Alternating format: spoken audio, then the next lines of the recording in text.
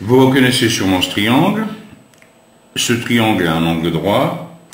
Un tel triangle est un triangle rectangle. En fait, c'est la moitié d'un rectangle. Le grand côté dans un triangle rectangle porte un nom un peu compliqué, c'est l'hypoténuse. Et ici, les deux côtés qui forment l'angle droit, on les appelle des côtés droits. Alors, nous allons voir ensemble une propriété intéressante de ce triangle rectangle. Cette propriété, elle n'est pas neuve, hein. C'est un philosophe grec, mathématicien, qui s'appelait Pythagore, près de 500 ans avant Jésus-Christ, qui a découvert cette propriété. Il y a plus de 2000 ans, donc. Alors pour ça, pour essayer de bien comprendre cette propriété, j'ai préparé 3 carrés. Le premier carré, le carré vert que vous voyez là, il a pour côté un côté de longueur A. Ce carré ici, que j'approche, ce carré rouge, qui a pour côté la longueur B. Et puis ce troisième carré, qui a pour côté la longueur C.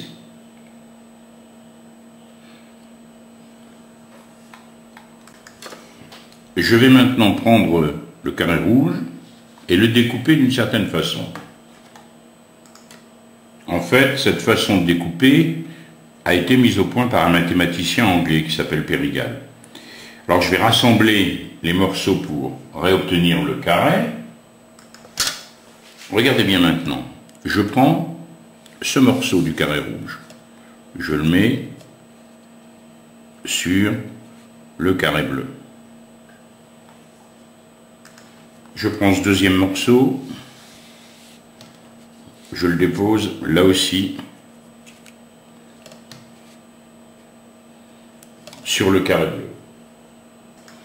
Je vais faire de même avec les deux autres morceaux. Le dernier à présent. Et peut-être avez-vous déjà compris ce qui va se passer. Je vais déposer maintenant le carré vert.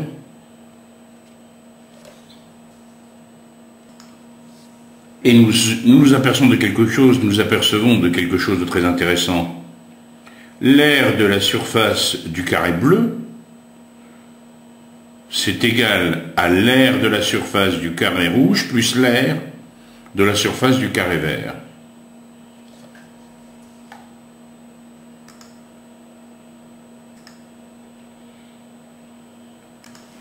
Reprenons le dispositif de départ.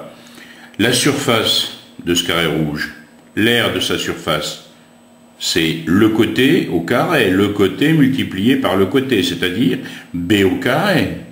L'aire de la surface du carré bleu, c'est C au carré. L'aire de la surface du carré vert, c'est A au carré. Qu'est-ce que nous venons de voir avec notre petite expérience? C'est que la surface du carré bleu, c'est la surface du carré vert plus la surface du carré rouge. C'est ce qu'on appelle l'égalité de Pythagore. Attention, c'est un peu compliqué à écrire, Pythagore. Ce mathématicien grec dont je vous parlais tout à l'heure. Si vous avez un triangle rectangle, la mesure de l'hypoténuse au carré est égale à la somme des mesures au carré des deux autres côtés, des deux côtés droits. C carré égale A carré plus B carré. Voyons tout de suite une utilisation possible de l'égalité de Pythagore. Un triangle ABC est un triangle rectangle en A tel que AB égale 12 cm et BC égale 15 cm. Calculez AC.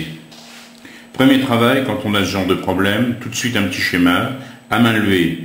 Je sais que j'ai un triangle ABC, il est rectangle en A. Sur mon schéma, je mets les différentes indications. Qu'est-ce que j'ai comme données? AB égale 12. Ici, BC égale 15. On me demande ici la longueur AC.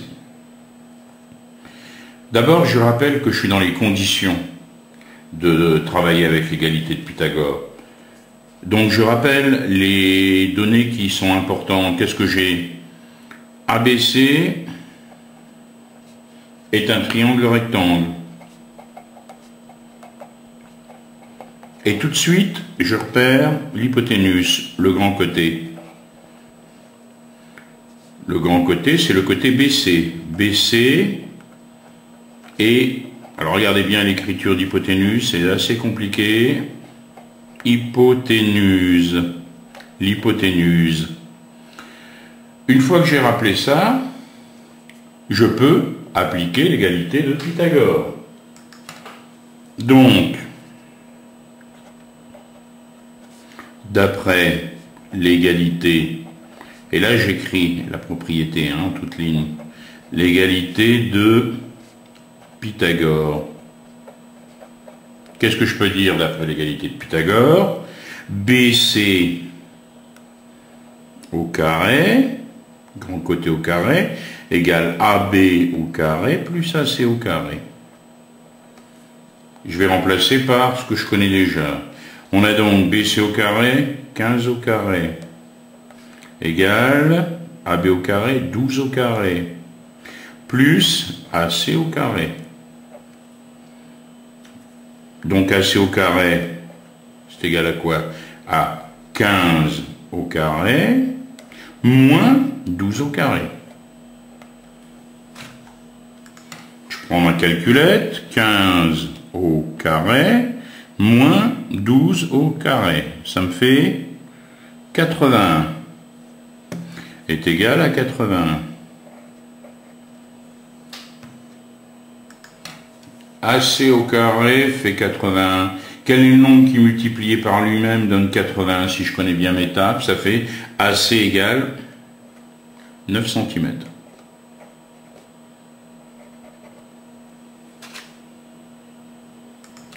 Il y a quelque chose d'intéressant à savoir. Ici, j'ai trouvé 9 assez facilement parce que je connaissais mes tables. Je savais que 9 fois 9 fait 81. Mais vous avez une touche avec votre calculatrice qui vous permet directement d'obtenir ce 9. Cette touche, c'est un espèce de V ici, vous le voyez. C'est ce qu'on appelle la touche racine. Si je prends cette touche seconde ici, racine, j'ai plus qu'à écrire 81. Cela se dit racine de 81. Et j'obtiens directement 9. Ce qu'on appelle la racine carrée de 80, c'est quelque chose que nous verrons de près en troisième. Donc vous pouvez trouver directement la valeur 9 en utilisant la touche racine.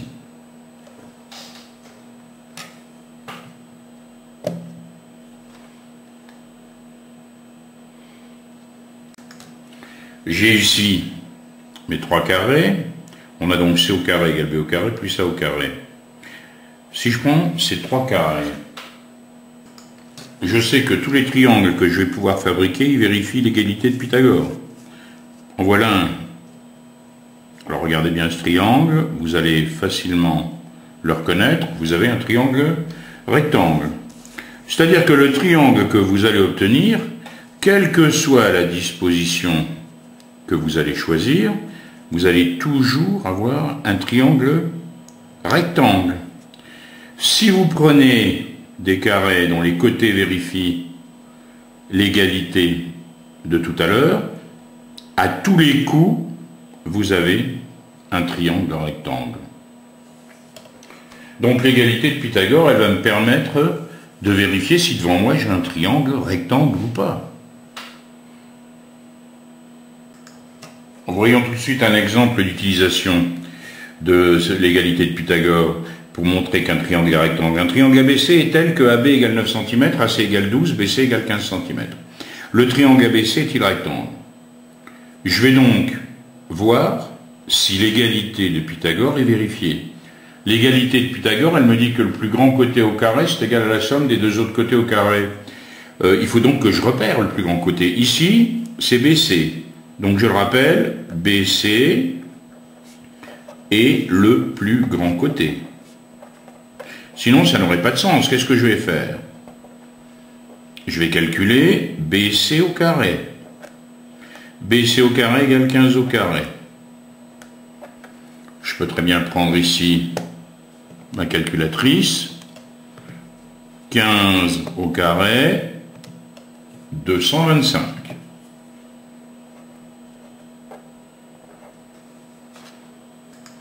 Calculons maintenant la somme des deux autres côtés au carré. J'ai AB au carré plus AC au carré qui est égal à AB au carré 9 au carré plus 12 au carré.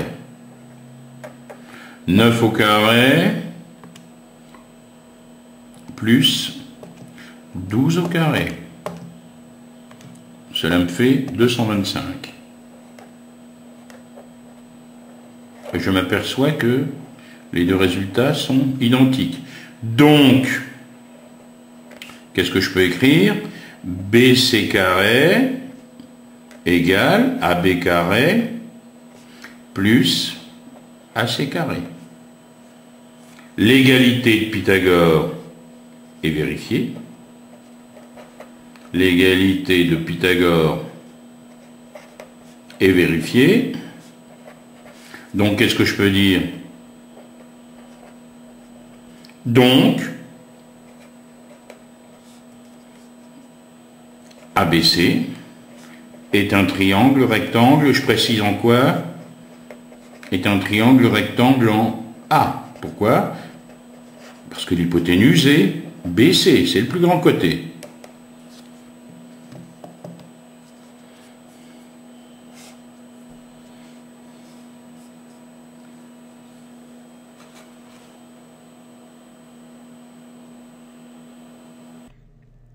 Le théorème de Pythagore.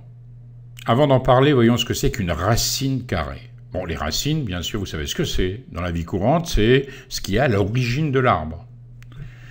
Si vous prenez un carré qui a une aire 9 cm², il faut que vous choisissiez un côté de combien de longueur? De 3 cm.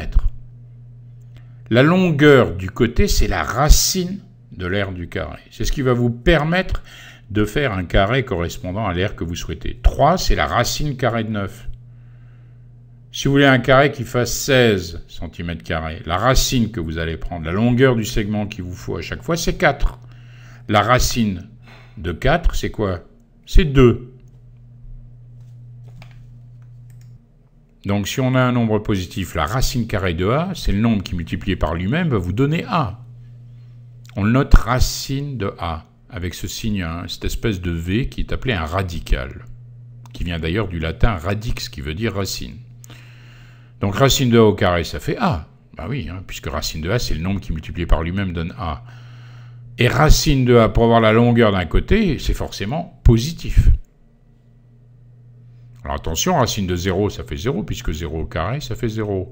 Racine de 1, c'est 1. 1 au carré, c'est 1. Bon, racine de 25, bien sûr, c'est 5, puisque j'ai 5 au carré, qui est égal à 25. Racine de 169, ça fait 13. 13 au carré fait 169. Un carré parfait, c'est un nombre dont la racine carrée est un nombre entier. Bon, si vous prenez 3, vous êtes embêté. Il n'y a pas de nombre qui multiplié par lui-même de nombre entier qui donne 3. Par contre, 4, pas de problème, 2 fois 2, 4. 9, pas de problème, 3 fois 3, 9. Donc, ces nombres qui ont des racines carrées entières, c'est ce qu'on appelle des carrés parfaits. Alors, c'est important de les connaître. Tout de suite, quand vous avez 64, vous devez vous dire, ah oui, 64, sa racine, c'est 8. 8 fois 8, 64. Bon, là où ça se complique, c'est pour les deux derniers. 121, sa racine, c'est 11. 11 fois 11, 121. 144, sa racine, c'est 12. C'est intéressant de retenir ces nombres.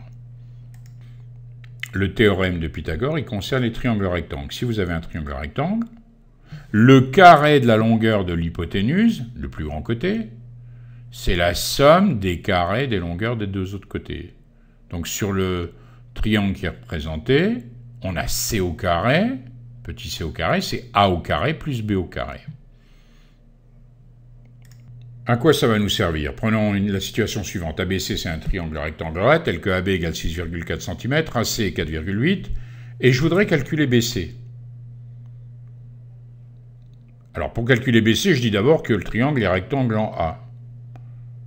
Puis ensuite, j'applique le théorème de Pythagore. Donc d'après le théorème de Pythagore, qu'est-ce que j'ai? BC au carré égale AB au carré plus AC au carré. Donc BC au carré, ça fait quoi? 6,4 au carré plus 4,8 au carré. Je trouve 64. Donc BC, c'est racine de 64, c'est-à-dire 8 cm. Je cherche le nombre qui est élevé au carré sera égal à 64. C'est bien 8 cm, c'est-à-dire la racine de 64. Pour trouver ce nombre, je peux utiliser la calculatrice. J'ai une touche spéciale. Vous avez une touche où il y a le radical.